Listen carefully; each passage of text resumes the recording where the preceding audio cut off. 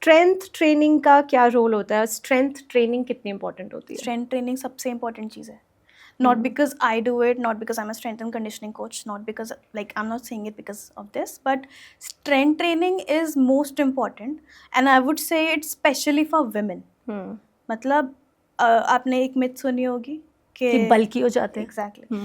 मतलब women come to me, starting करने से पहले मुझे बोल देते हैं हमें मसल्स नहीं बनाने, हमें वो बॉडी नहीं चाहिए. I'm like, बेचारे लड़के 10-10 साल से लगे हुए, उनकी बॉडी नहीं बन रही है. एब्स तो नहीं आ जाएंगे? तुम्हारी बॉडी बन जाएगी एक पुशअप करने से. I mean what.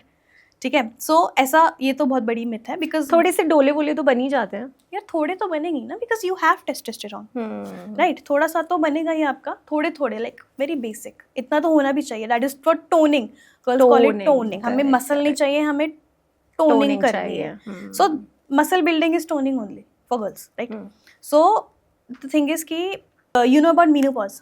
तो लड़कियों को जब मीनोपॉज स्टार्ट होने वाला होता है या होता है, तो व्हाट हैपेंस इज एज के साथ साथ उनकी बोन डेंसिटी कम होने लग जाती है. वो तो शायद आफ्टर 30 होने लग जाती है. मीनोपॉज के बाद प्रोसेस थोड़ा और तेज हो जाता है.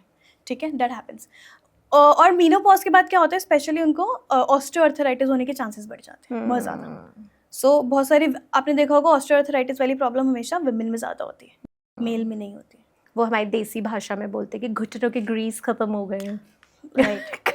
एग्जैक्टली. वो ग्रीस, हाँ, दैट्स अ लॉजिक दो. But again, why is it happening? Because कभी उन्होंने कुछ किया नहीं है ऐसा. तो बोन डेंसिटी खराब हो रही है उनकी. After 30 every year you are losing half LBS of muscle mass.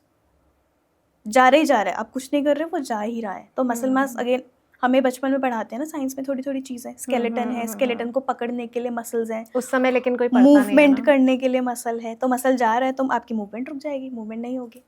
Bone density कम हो रही है. आपने सुना होगा कोई बाथरूम में गिर गया है, बाथरूम में गिरते सीधा हड्डी की टूटती है, हमारी तो नहीं टूटती. आपने कभी, I don't know if you are vegetarian non vegetarian, but आपने, like, if you know it, हम चिकन का लेग खाते हैं. आप उसकी हड्डी ऐसे तोड़ के दिखा दो. We can not do it. It's not that easy. तो हमारी हड्डियाँ इतनी कमजोर क्यों है कि हम नीचे गिरे, हमारी हड्डी टूट गई? Because of bone density. Exactly, because bone density इतनी हो चुकी है. आपका एक स्टील का पाइप था जो प्लास्टिक का बन चुका है विद एज. अगर आपने स्ट्रेंथ ट्रेनिंग करी होती तो वो स्टील का पाइप ही रहता. Wow. Exactly, that's the thing. So weight training उनके लिए इतनी इंपॉर्टेंट इसलिए. वेट ट्रेनिंग के और बहुत सारे बेनिफिट्स हैं. इट्स नॉट जस्ट, आपको मसल ही बनाने हैं. आपका मसल मास बढ़ रहा है, आपकी बोन डेंसिटी बढ़ रही है, आपका ब्लड फ्लो बहुत बेटर होता है बॉडी में, हमारी डेंसिटी बढ़ती है, वेन्स की, कैपिलरीज की डेंसिटी बढ़ती है. देन स्किन में ग्लो आता नहीं आता? अरे सबसे पहले, मैं जिम ज्वाइन कर रही हूँ. सबसे पहले स्किन में ग्लो. या that is true. Better perspective. Hormones भी बैलेंस होते होंगे शायद. Yes, I'll come to it. Hormones balance होते हैं बहुत सारा वेट ट्रेनिंग से हमारे. मतलब n number of benefits. N number of benefits. Correct. So it's very important. Everyone should have it in their daily life.